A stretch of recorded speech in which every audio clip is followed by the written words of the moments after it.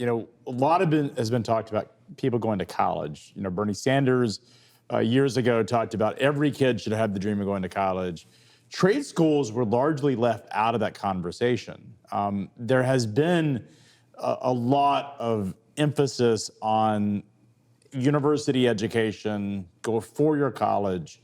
There doesn't seem to be an emphasis on trade schools. Tennessee, actually, giving a shout out to our state, actually has created a lot of investment in trade schools and community colleges for the reason that these jobs are necessary. But at a national level, everything is about a four-year degree. To your point, doesn't actually help someone that's going to be in an assembly line, whether it's building cars, building, manufacturing toys, or running supply chains.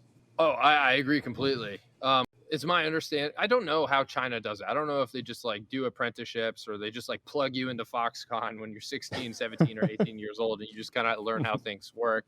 Yeah, we subsidize college, right? Like, so we guarantee this student debt and then we don't check and make sure that these kids, like when I was 18, I had no idea what I was signing up for when I like agreed to take on this debt. It was just my parents just came in, they just like brought me some papers. They're like, hey, sign this if you want to like go to college.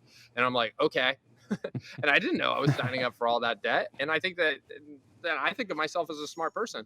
And so a lot of people have just no idea what they're doing. And they don't realize that if they're getting a degree in women and gender studies or some other weird sociology thing that's never going to pay, they're saddling themselves with an enormous amount of debt. And what they really should be doing is like going directly into the workforce or going to a trade school and like learning how to weld and stuff like that. And something that'll actually pay them faster, more money, and they're not going to get saddled with all this debt. So I think that the college situation with the student debt, that's another one that all needs to be fixed in order for us to really get this manufacturing thing going.